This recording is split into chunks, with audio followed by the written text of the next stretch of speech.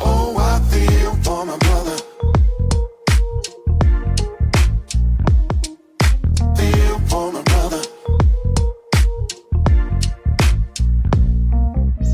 The street life used to be on. Straight up hustling till the break of dawn. Taught me how to do wrong, the Omega, right. Everything is A to Z, Ebony and Ivory. These are just dualities, and that's what we're doing on this podcast. It's duality. It is the 2025. Duality. That's what we're okay. Is the 2025 edition of our love-hate podcast. Very, very honorably after Radio Raheem of Do the Right Thing fame. I actually like to call this the George Carlin Memorial. We can do that, the George Carlin Memorial podcast, where there's going to be some things that we love, and there are some things that are just going to get free-floating hostility. There's no easy way to say this. There's no complicated way, no strenuous intro. There's no need for any of that. We can just jump right in. Right in. We all know what this means. We all know what love-hate means. So let's just dive right in, shall we? Go right ahead. You can start us off. Each of us have supplied a number of things that we hate and a number of things that we love about the year 2025. Let's just go ahead and share another duality in the fact that honestly, well, just a moment. These might just be things that we hate from 2024. 2025 is not quite old enough, although I have built up quite a number of things that I hate so far. So maybe it'll work. How about going into 2020? Perfect. Okay, so real quick, things that we hate. California wildfires. Anybody listening in the state of California, Teebs, I'm hoping that you're safe. I think you're far enough south from everything, but the Teebs and KidPhoenix podcast does vigorously hate California wildfires and what they are doing to the Los Angeles County Metroplex, as it were. So that, and just to say that we love everybody out there that is dealing with this shit right now, and we hope that you're all safe and doing what you can to avoid being burned to a crisp. Like that would be nice. That would not be the best way to go into 2025. And our podcast reaches out to everybody. We just hope you're doing okay. Like, stay safe out there. When they tell you to get out, get out. What are you doing? Just leave. It's fine. I did talk to a friend of the podcast, Kevin O'Connor, the other day. He was a part of the fictional football players draft that we did last season. I got a hold of him. He's doing well. Also, shout out to my friend Ro, who is a listener of the podcast. He's doing well. I heard from him the other day, too. So shout out everybody that's in my personal circle that's doing well, and shout out to everybody for being well, staying well, and continuing to stay well. Hopefully the shit is going to be over. Hopefully. Yeah.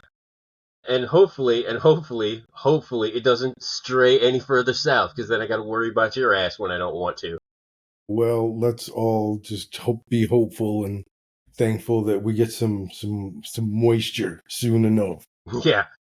All right. Let's just go into one thing on that note. Let me just start off with something that I love, and it's something that came across my social media feeds last night, and I'm excited to bring this to the people after days, weeks, months even, of trying to get this fool on there. I love, and I'm happy to report that the Teebs is on Blue Sky. The Teebs is on Blue Sky. His handle is available. We'll work on the profile picture because it's just the giant @ symbol. We'll work on that. But Teebs is on Blue Sky. Teebs, what would you like to say to everybody joining on Blue Sky? And how has your experience been? I guess hello. Listen. I kind of hate joined Blue Sky, which is going to get You into did not. into the You first loved thing that I hate. you loved every second of joining it. No. I joined them out of hate because you know what I hate? The first hate of 2025 for me, the Zuckerverse. Man, all right, we're getting into it. We're doing it now, I guess. Okay, let's have it. Like, not only do you make products that are inferior and just like feel like really bad, like literally feel like all they're there for is just take my information and sell it to people. But you don't even make good stuff. Like you can't do the main reason why a lot of people aren't going from TikTok to Reels is because Reels can't do half the stuff you can do on TikTok. So Accurate.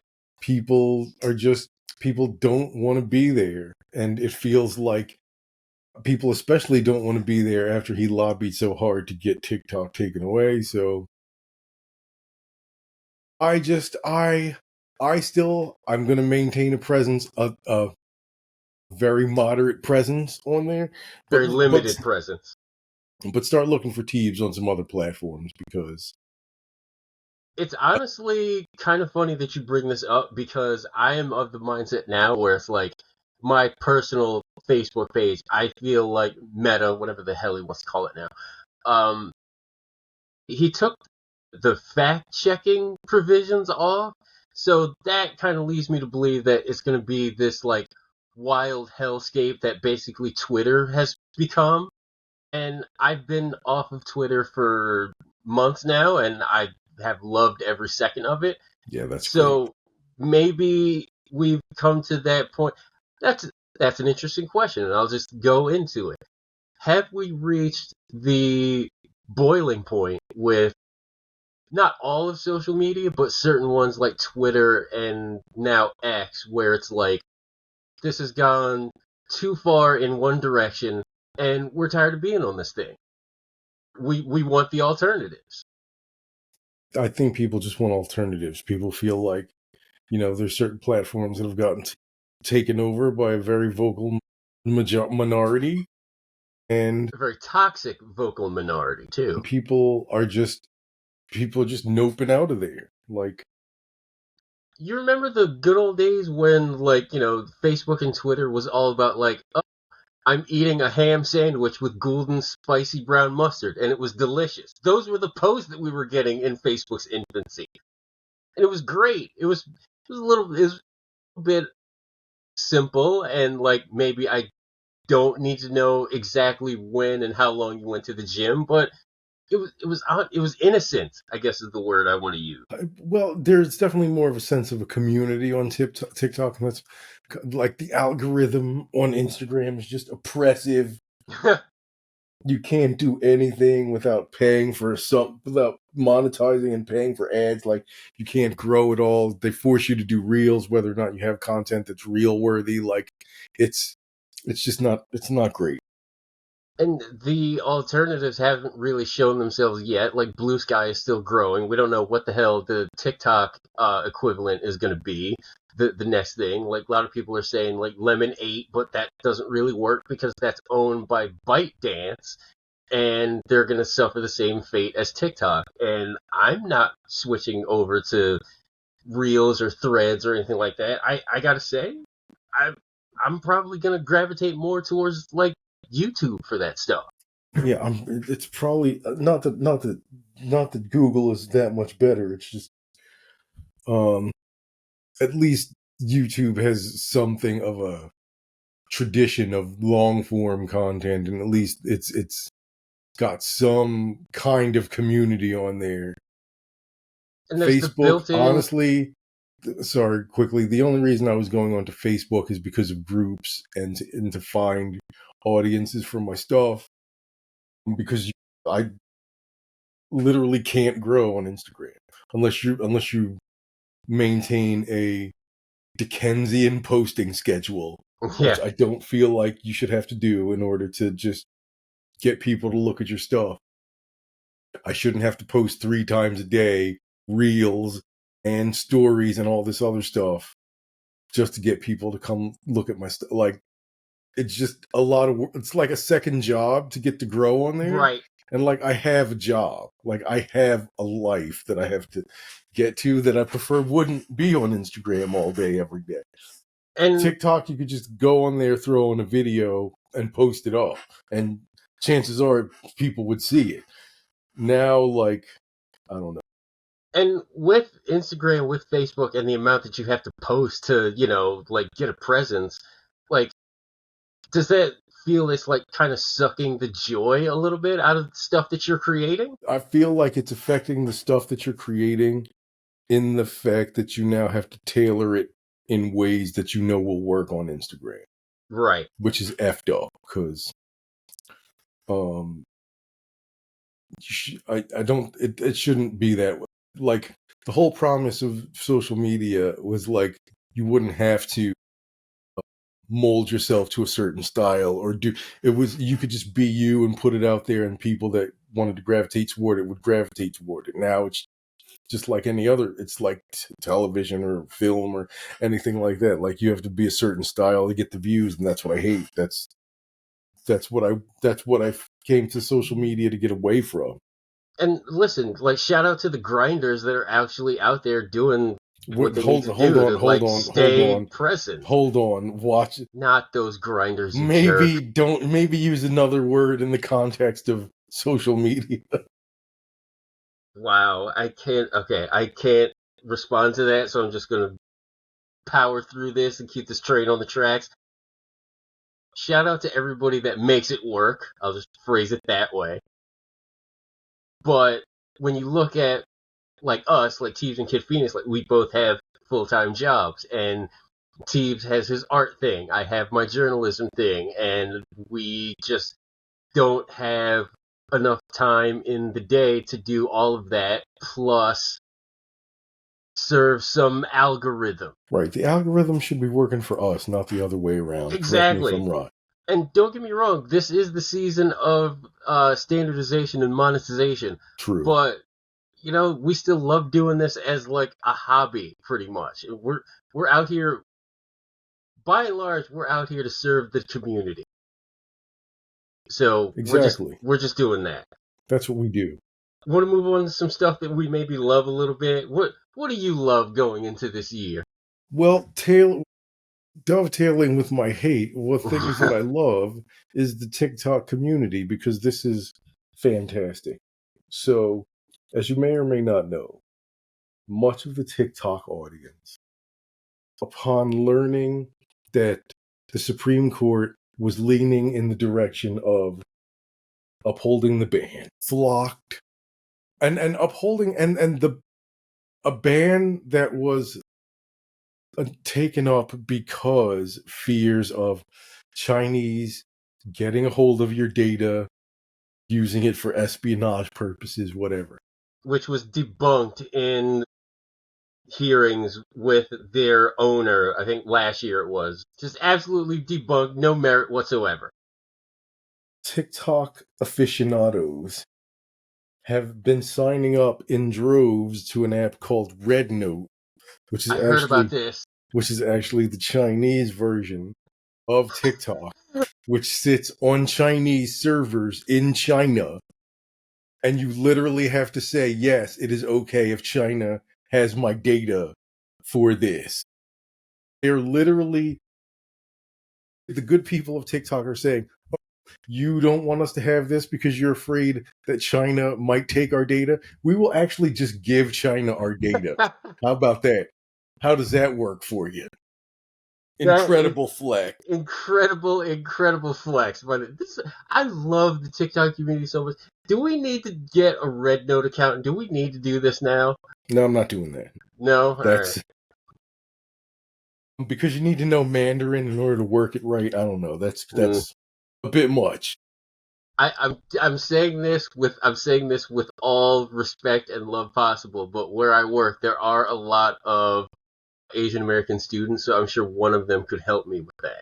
Well, you can get them to help you out, but I mean, you have an intern. It's about time I got an intern. Go get an intern. Just Everyone should have an intern. the red note specific intern. But I agree with you that the TikTok community is unlike any other community that personally I've seen in a long time. Mm-hmm. Like, I don't even think MySpace was this communal. That's how far I'm dating myself right now. I'm talking about MySpace, okay? I long for the early days of MySpace. The profile customization, all of that good stuff. Damn you, Zuckerberg, just ruining everything that was great about social media. Because, never mind. We'll just move on. But shout out and love to the TikTok community. We love you guys. We love the followers that we have on TikTok, and we'll keep going for the next 5 days or so that it's not banned. So you're going to see a bunch of content from us for the next 5 days. After that, we're dark like everybody else. Yeah, really. So one thing I love going into this year, which was actually on the hate list until you clarified something for me, the MCU sticking to its word about rollouts this year. I looked at the schedule and I was just like, oh man, there's like 3 movies and like 6 TV shows. And Teebs was the one that pointed out to me that, listen, Thunderbolts, Brave New World, these were things that were held over from either COVID or the writer's strike or both. And they're done and they have to put them out. They can't delay them anymore. So these were things that were in the bag already. They were in the bag. So this year, like, new stuff that they've been working on, it's the Fantastic Four, it's Daredevil Born Again, and that's kind of it. Like the Spider-Man animated thing they're rolling out at the end of the month, which I'm going to give a shot to, like first episode or two, because the man cub is big into Spider-Man, so I'll probably have to watch that with him. But yeah, that's pretty much all we're getting from the MCU this year in terms of like new stuff that they've been working on the last year or so. Not like stuff that was in the bag already. So love Marvel for sticking to its word and kind of scaling back a little bit, because this is something we've been asking for, begging for, pleading with them to like scale it back a little bit, because what you were doing was not popular. Yeah. And I'm glad to see them taking a new approach and like kind of listening to some of the things the fans have to say. And we'll see. We'll give those a shot. Because in the beginnings of the MCU, that's basically what we were getting. We were getting like 1 or 2 movies, and they were events. They were things that had grand scale, and you kind of felt silly if you missed them to an extent. I hope they're getting back to that a little bit. Who knows with, Secret Wars and Doomsday on the horizon, but it's a step in a decent direction. Yeah. And, hopefully they can improve the quality if they're focusing on only one of these things at a time, or on fewer of these things at a time. My hope is that they'll like scale back some of the stories and just have, we have Spider-Man 4 probably coming on the horizon, Doctor Strange 3, 4, something like that. Like with Spider-Man, just like, can we have like a grounded Spider-Man story in the style of maybe like Homecoming? We don't need Spider-Man out here fighting Galactus or whatever the fuck, Right. Silver Surfer, or anything like that. It's enough. But seriously, it's enough already with Marvel. People are well versed with our Marvel takes. So yeah, I agree. Let's give Marvel one single carnation. Okay. One flower. That's what you get for right now.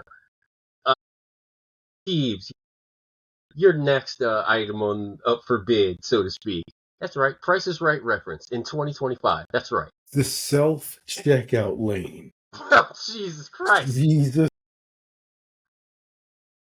What a catastrophe. Has it gotten really bad? Okay. Are you just frustrated because it takes Jerome a little bit too long to come home from the grocery store? Is that what it is? Problem is, the line just as long as any other line. And then, like, you invariably have, like, 3 people ahead of you in line that have never seen a fucking computer screen before. They have no idea what's happening. They're apparently here. They arrived here in a time machine from 1467. They don't know Wow. anything about any of this. Wow. They're like, Why wait, I touched the screen? That's Hold what on. happens? Why 1467? I don't know. I just pulled that year sounded the funniest. Now, and then like, oh, like, do I take a bag and like pay for it, or but there's no one around, so should I just take the bag? Am I a bad person if I just take the bag? Like, and then Admit there's it. always You take the bag without paying for it. Admit no, it. I do not take the bag. I was raised properly. Thank you very much. There's always like 2 of them down for some reason. And God forbid, God forbid somebody in front of you have produce. It's over. That's your whole morning right there. You're done. Hey. Do you know what is a very popular supermarket in many places in this country? That's a place called Trader Joe's. And what Trader Joe's has done and made a point to do, and one of the reasons why they're so popular, is because they use actual cashiers in their stores. Like, a lot of them, so many of them, that like it's almost too much. Like, there's almost too much positivity happening at the Trader Joe's. Like, my cynical ass can barely handle it. But like, it's a lovely place. Even, this is what you gotta think. This is the rap. This is how good Mac Trader Joe's is, okay? Every Trader Joe's parking lot is just chaos. It's bananas. It's Thunderdome. It's fucking Thunderdome. There's I was at Trader Joe's last week. I could have swore I saw Tina Turner on top of a tank. It's 3 times smaller than any other parking lot. 3 times smaller. Then you get in there, they have none of the products that you've heard of. Can you get Skippy peanut butter? No, you cannot. Can you get any name brand? There's not a toucan or a cartoon tiger in sight in the cereal aisle. Nothing. People keep coming back. They can't get enough. And why? It's because of the other human beings behind those counters with the smiles and the talking and the helping. That's what it's about. Listen, and all of you other stores, Ralph's, Kroger, whoever the hell you are, maybe learn from that. Listen, I'm not gonna lie. I do swear by Trader Juan's salsa. I'm not even kidding. That shit is Juan. that's what it says in the packaging. Wouldn't it be Trader Jose? Or Trader Jose, whatever. Yeah, there you go. Don't come at me just because I swear by that. I swear by Trader Joe's coffee.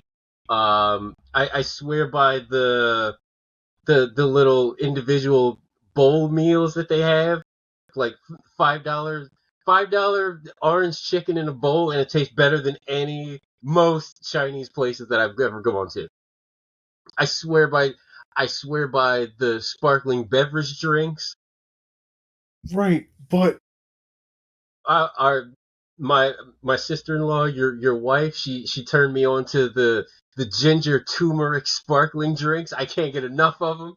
I love that stuff. I'm feeling very like clean and crisp and like regular down there. It's great. It's a great feeling to have. But listen, a lot of people they're just not swimming in Trader Joe's money, number one. Right, Number two, Trader Joe's isn't easily accessible by everybody. Like, can you imagine? Seriously, real quick, can you imagine like a Trader Joe's in the hood? It would change people's lives. On the flip side, like, come on, Trader Joe's. You can't put one Trader Joe's in like Harlem. Come on. What are you doing? Like, not even Harlem, because Harlem is like mostly gentrified and white folks now. But like, come on, just put the Trader Joe's on Crenshaw Boulevard. It's fine. Right. It'll be fine. I live in Philadelphia. Like, Trader Joe's. On Trader Joe's in North Philly. It will change people's lives in there. Let's just have the Trader Joe's on MLK Boulevard. Let's just have that. Wait, are we? Are we low-key supporting gentrification via Trader Joe's? Are we doing that? How is a supermarket coming into an area just that act gentrification? That's not gentrification. That's nutrition and freaking.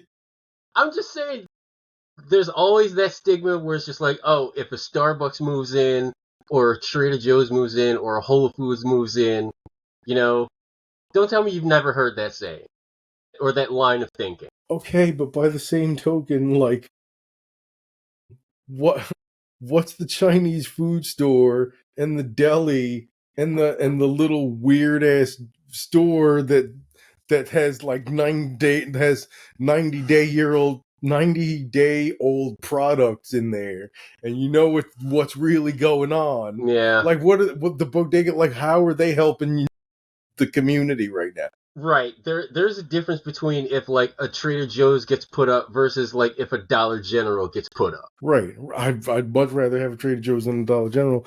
And I tell you what, like, if the Trader Joe's helps the community, like, I'm all for whatever's going to help the community. And if the Trader Joe's is going to do that, then, like, fucking yeah, bring Trader Joe's on, bring Starbucks on, bring whoever it is on that wants to spend some money in the community. Roll that Trader Joe's in there. That's fine. I'm with that. Mm-hmm. Okay. All right. Okay. So this is kind of a new hate for me. Teebs and I kind of talked about it before we started the podcast. For those of you that don't know, I'm back in school and I am going for my master's in education. Stop. The class that I'm taking this semester, this first half of the semester, is a screenwriting class. Never taken a screenwriting class before. I've never thought about it, but it's something that I have to do to clean some things up. And yeah, I got to take screenwriting. And just looking at the syllabus, and I'm looking at some of these movies that I have to watch, and I'm just like, fuck, I think I'm going to drop this class tomorrow. You're not going to drop the class. Listen, here's what's going to happen. Can I just say some of the movies that I have to watch for this freaking thing? Go right ahead. So week 1, this week, I have to watch freaking Citizen Kane, a movie I've never seen, nor have I thought. Great. Citizen Kane has never been in the back, middle, or front of my brain. Not one area of my dome has that movie ever come up into question. It's good. Chinatown is also on week 1's watch list. Great one. Stop it. Don't stop doing this. Stop. Great one. Stop being on the side of my professor. You're going to learn what is fine. You're not going to learn about movies.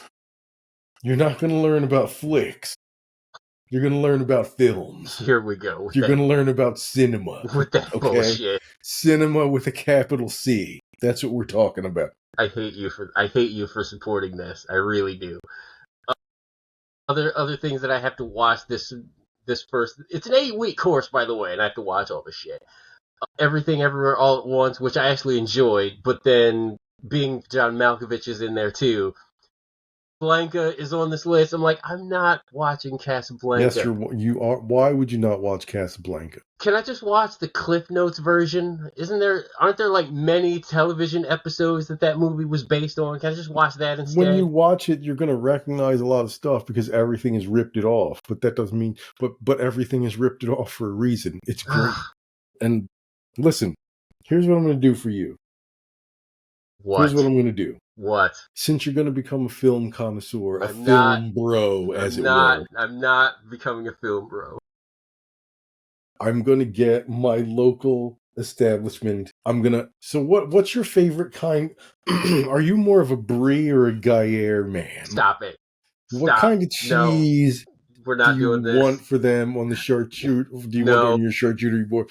Like, I'm just making, and also, we're going to pair that. We're going to find a nice Pinot to pair with that. It's going to be great. No, it's going to be a good time. Abort. We're going to swirl it around. We're going to abort strategy. Stop it. If I go to Vidiot again next summer, I don't want to see like Casablanca or anything or any crazy shit like that. No, I want to see RoboCop 2. I want to see surf ninjas. That's the house that I've built for No, myself. no, what you really want to see is El Niño de Surf, which is actually the French That's movie that not. Surf You're Ninjas moving. is You're based making. on. Okay, that's not real. That is not a thing. That is accurate. That's very moving. Very moving.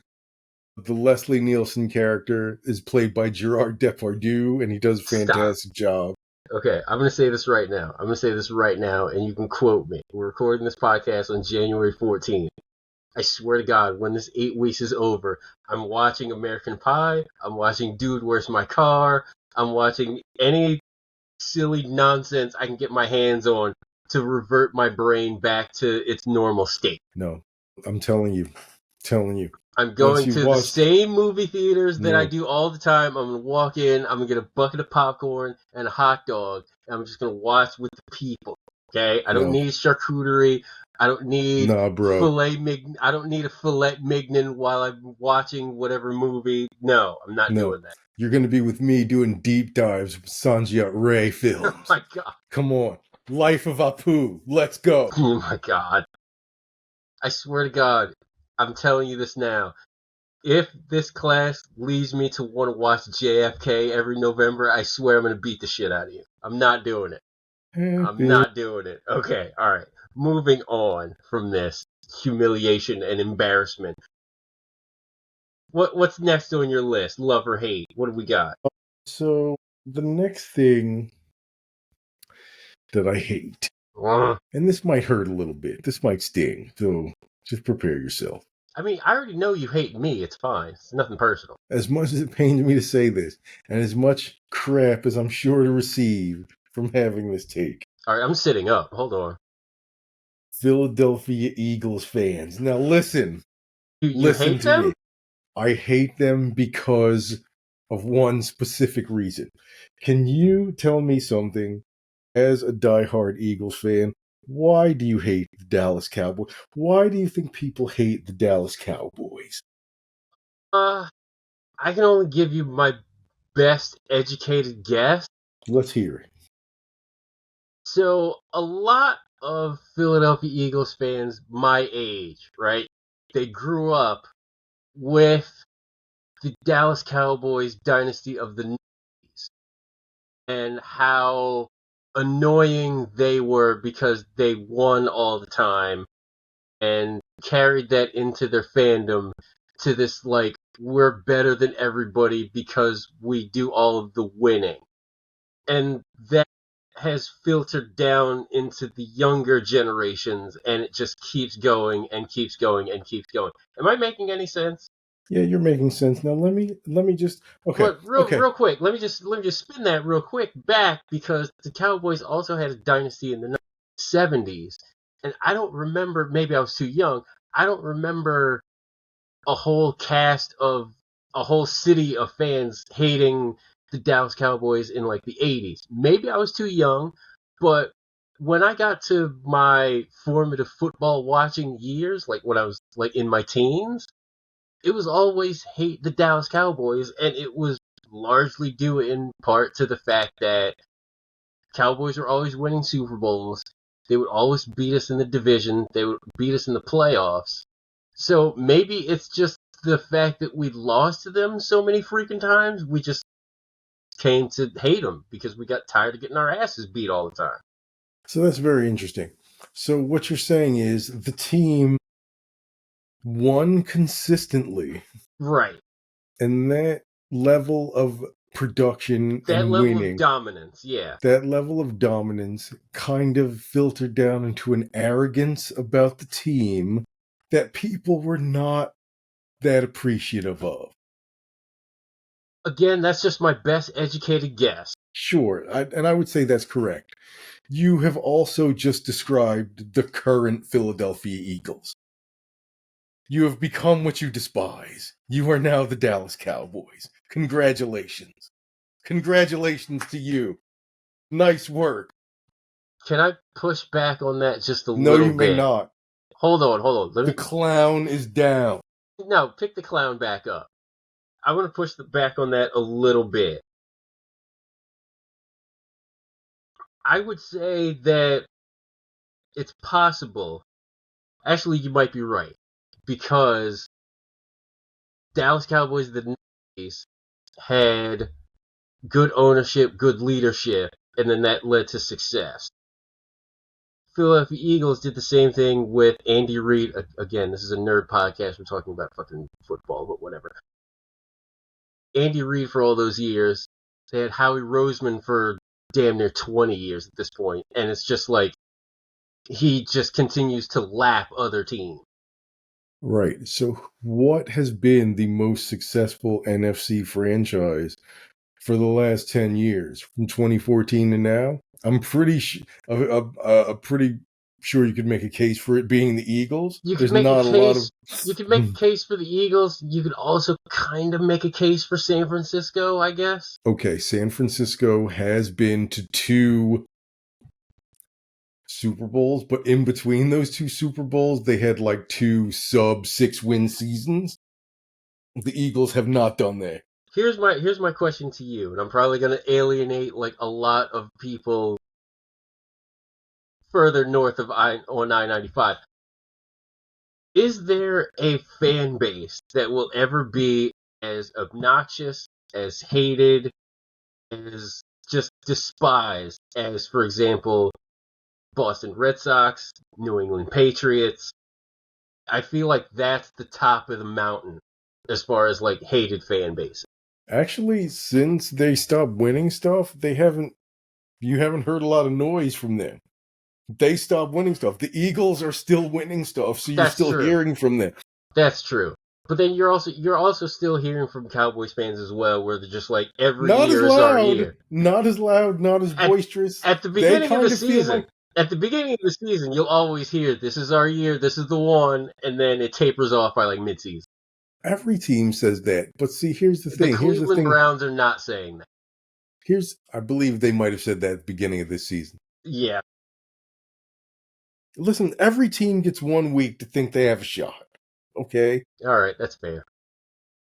But I just think it's funny that the whole you were like, oh, we hate these guys so much. They win all the time. Why did they win? Why? We're the poor Eagles. We never win anything. And now you're the guys.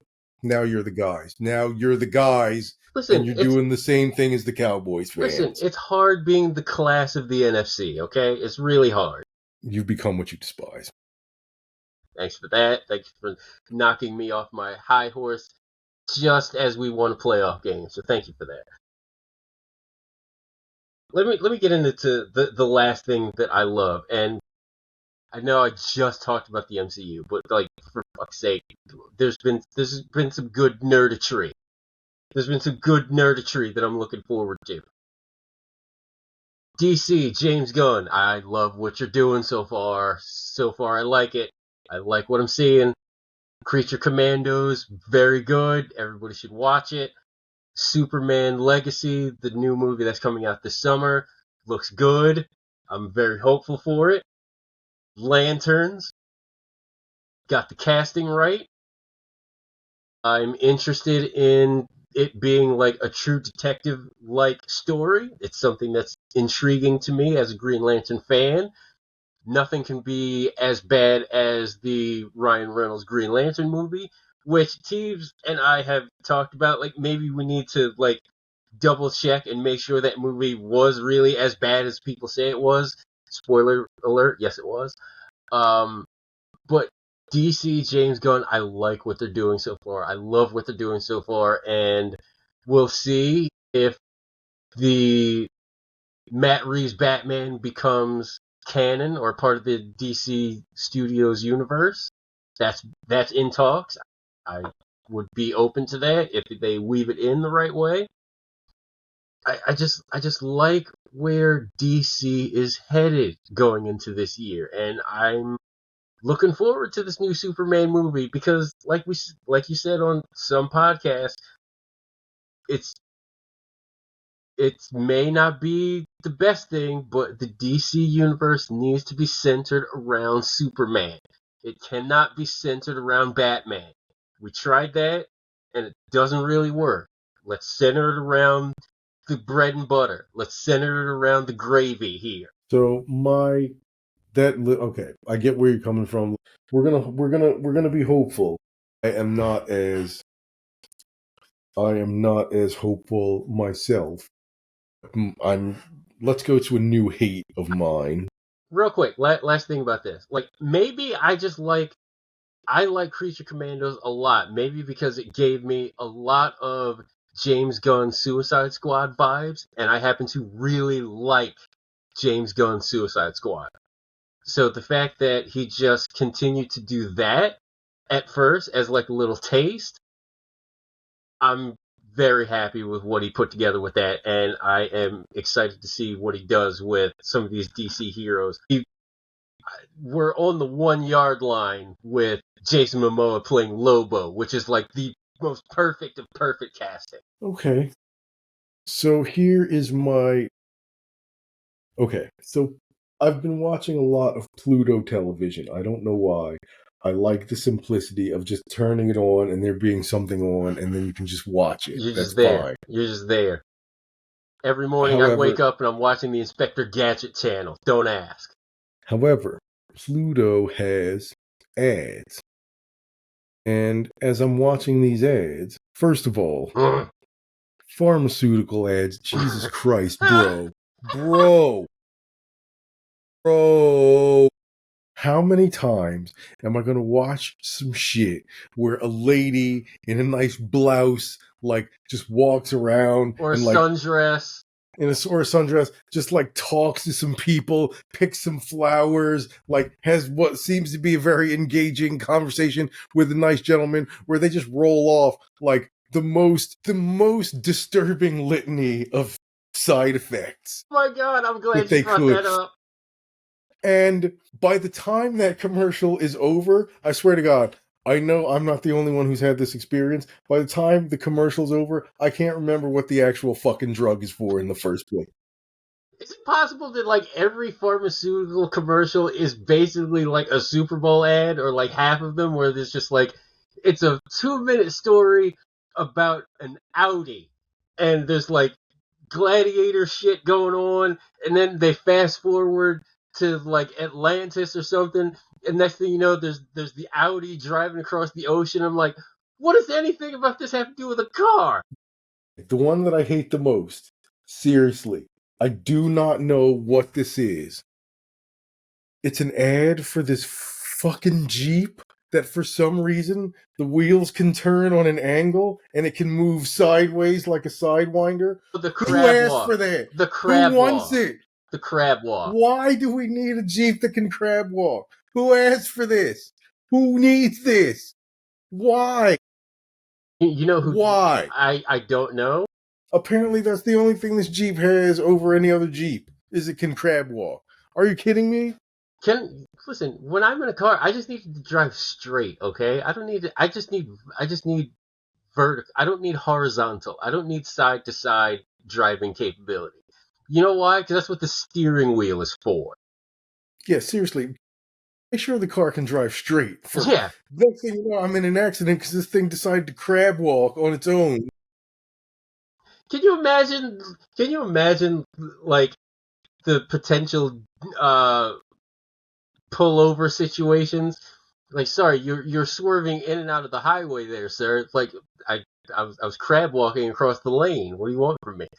Although, I wonder if some of the superior engineering skills of some of our homies in the Southern California area will be able to take this technology Oh my god. and adapt it to make a car that can actually crip walk. That would be something to see. Picturing that now, and that's probably the greatest thing I've heard of right now. So yeah, commercials, just like, look, I've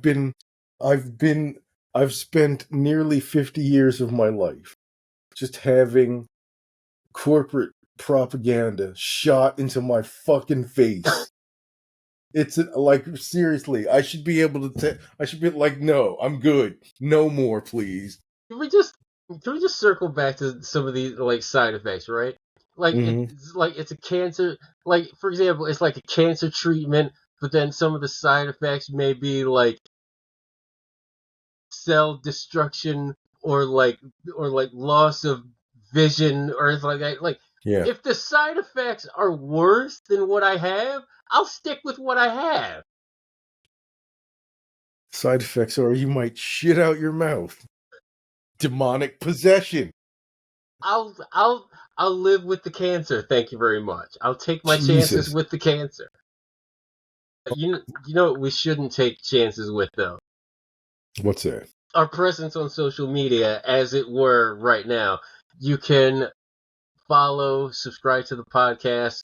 We have full video episodes on YouTube. We are on Facebook, Instagram, even though we kind of talk shit about them for the first 5 minutes of the podcast. We are on the algorithm. We're also on TikTok for now. We are both on Blue Sky. Announcement: the Teebs is on Blue Sky. All credentials will be in the description. And that's it. That's the podcast this week. No fancy way to end this thing. We're just gonna end this thing. Until next week, we're getting out of here. Links in the description. We'll talk to everybody next week.